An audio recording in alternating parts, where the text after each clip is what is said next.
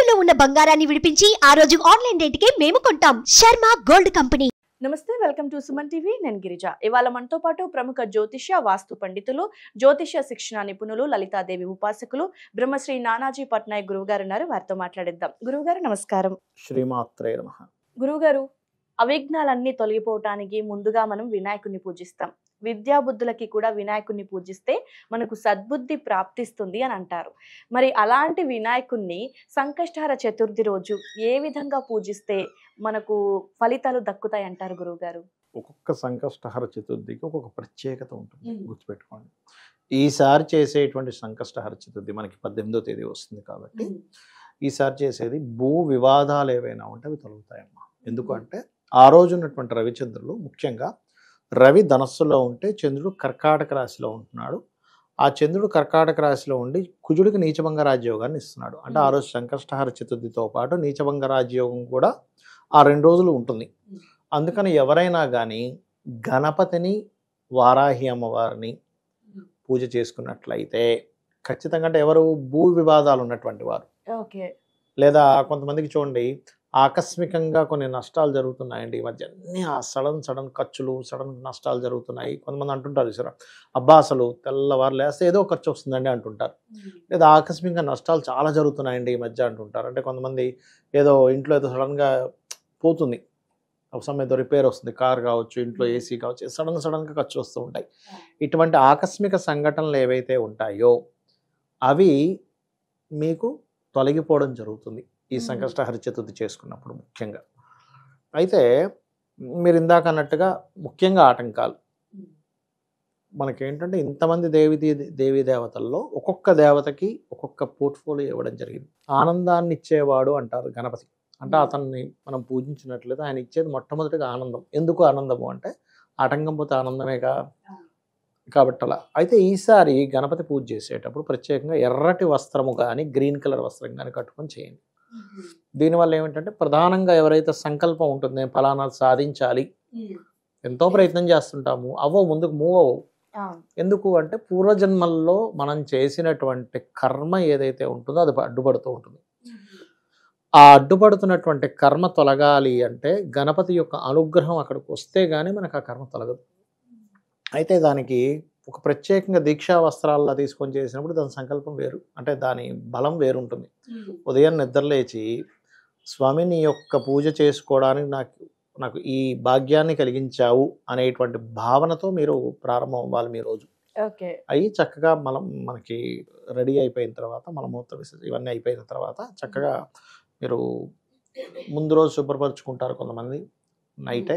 లేనట్లయితే ముందు రోజు చేసినటువంటి పూజకి సంబంధించినవన్నీ క్లియర్గా తీసుకొని అంతా మీరు స్టార్ట్ చేసి, ప్రత్యేకంగా సంకష్టహర చతుర్థి నాడు పూజ చేసేటప్పుడు మధ్యాహ్నం పూట కూడా ఒకసారి పూజ చేయాలి గణపతికి. ఎప్పుడు కూడా గుర్తుపెట్టుకోండి, మధ్యాహ్నం అంటే ప్రత్యేకంగా ఏదైనా ఇబ్బందులు ఉన్నటువంటి వారు ఉదయం పూజ చేసి మళ్ళీ మధ్యాహ్నం ఒకసారి ఏదైనా స్తోత్రం చదివి హారతి ఇచ్చి కూడా చేసినట్లయితే, ఇంకా వీలైతే సాయంత్రం కూడా 3 పూటలు కనుక చేయగలిగితే సంకష్టహర చతుర్థి నాడు బాగుంటుంది. కానీ అందరికీ కుదరదుగా, ఆఫీస్ ఉంటుంది, బిజినెస్ ఉంటే అప్పుడు ఏం చేయాలి అంటే, ఉదయం పూజ చేస్తాము, మధ్యాహ్నము సాయంత్రము మనసులో అయినా సరే మానసికంగా అయినా పూజ చేసినట్టుగా భావిస్తూ కనీసం మనసులో గణపతిని తలుచుకున్నా కూడా ఖచ్చితంగా మీకు ఉండేటువంటి ఆటంకములు తొలగుతాయి.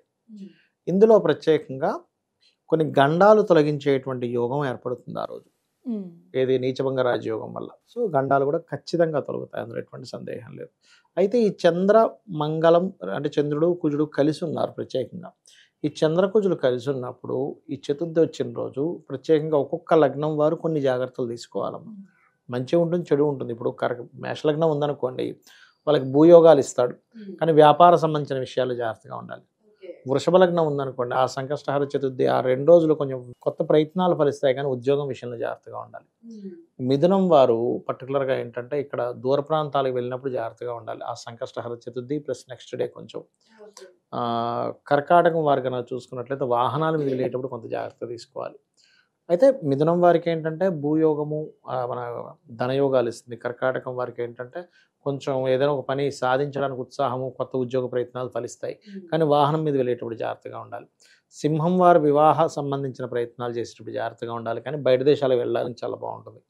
కన్యవారికి కనుక చూసుకున్నట్లయితే రుణం ఇవ్వడం తీసుకునే విషయాల్లో జాగ్రత్తగా ఉండాలి. వ్యాపార లాభాలు వస్తాయి ఈ చంద్రమంగళ యోగం వల్ల. అదేవిధంగా మనకి ఇక్కడ కన్యావారికి కనుక చూసుకున్నట్లయితే వ్యాపార లాభాలు, తులవారికి కనుక చూసుకున్నట్లయితే ఉద్యోగ యోగం కలుగుతుంది. కాకపోతే ఇక్కడ మిత్రులతోని లేకపోతే ఏదైనా షేర్ మార్కెట్ విషయాల్లో జాగ్రత్తగా ఉండాలి. వృశ్చికం వారు గృహ వస్తు వాహన కొనుగోలు చేసే విషయంలో జాగ్రత్తగా ఉండాలి. కాస్త లాంగ్ జర్నీస్ వల్ల లాభం కలుగుతుంది. ధనస్సు వారు ఎవరితోనే ఏదైనా కమ్యూనికేట్ చేసేటప్పుడు జాగ్రత్తగా ఉండాలి. కాకపోతే ఇన్సూరెన్సెస్ మూలంగా లాభం కలుగుతుంది. మకరం వారు ఫైనాన్స్ విషయంలో జాగ్రత్తగా ఉండాలి. వివాహ ప్రయత్నాలు అదేవిధంగా పార్ట్నర్స్ ద్వారా కొంతవరకు వీళ్ళకి సపోర్ట్ లభిస్తుంది. కుంభం వారు సెల్ఫ్గా వాళ్ళు కొంత ఎక్కువ శ్రమ పడవలసి వస్తుంది, కాకపోతే అప్పులు లభిస్తాయి. మీనం వారికి ఇన్వెస్ట్మెంట్స్ విషయంలో జాగ్రత్తగా ఉండాలి. సంతాన యోగాన్ని, సంతాన ప్రాప్తిని ఇది కలిగిస్తుంది ఈ రోజు చేసేటువంటి పూజ వల్ల పర్టికులర్గా. ఓకే గురుగారు, ఇది ముఖ్యంగా. అయితే గురుగారు, ముఖ్యంగా వినాయకుడు పూజ అనుకుంటే ఆ మాట అనగానే ముందుగా గుర్తుకొచ్చేది విద్యార్థులు, చదువు పరంగా. సో విద్యార్థులు సంకష్టహార చతుర్థి రోజు వాళ్ళు చేసుకోదగిన ఏదైనా పరిహారం అంటే వాళ్ళకు చదువులో ఎలాంటి ఆటంకం కలగకుండా ఉండటానికి గురువు గారు? భక్తి శ్రద్ధలతో గణపతి ముందు వాళ్ళు చదువుకునే పుస్తకాలు పెట్టి, స్వామి నాకు ఇందులో ఉన్నటువంటి సారాంశము అంటారు, అది నాకు అర్థమయ్యేలా చేయి స్వామి అని మీరు నిజంగా కనుక భక్తిగా కనుక భగవంతుని కనుక తలుచుకున్నట్లయితే గణపతిని, ఖచ్చితంగా మీకు విద్యా సంబంధించిన విషయంలో కలుగుతున్న ఆటంకాలు పూర్తిగా తొలగుతాయి. భక్తి ప్రధానం అక్కడ. ఇంకోటి, గణపతి పూజ చేసిన తర్వాత ఖచ్చితంగా ఇలా అనుకోవాలి, గుంజీలు తీయాలంటారు ఇలా పట్టుకొని. మనకు తెలియకుండానే చెవు ఇలా పట్టుకుంటాం కదా, మనకి దరిద్ర యోగాలు ఏవైతే ఉన్నాయో తొలగిపోతాయి మన చెవులు పట్టుకుని వినాయకుడి దగ్గర గుంజీలు తీసినట్లయితే. ఓకే గురుగారు, అంటే ఆ గుంజీలు ఇన్ని అని ఏమన్నా లెక్క ఉంటుందా గురుగారు? 3, 5, 7, 11 బేస్ సంఖ్యలో తీస్తారు. ఓకే గురుగారు, మరి వినాయకుడిని పూజించేటప్పుడు ఒకవేళ 3 పూటలు పూజ చేయాలి అన్నారు కదా, అది కుదరనప్పుడు మనం ఏదైనా వినాయకుడి నామస్మరణ చేసుకోవాలి అనుకున్నప్పుడు ఏదైనా మంత్రం జపిస్తే మంచిదంటారా? ఆ మంత్రం తెలియజేస్తారా? ఓం గం గణాధిపతయే నమః చేసుకోవచ్చు, లేదా ఓం కామేశ్వర ముఖాలోక కల్పిత శ్రీ గణేశ్వరాయ నమః చేసుకోవచ్చు.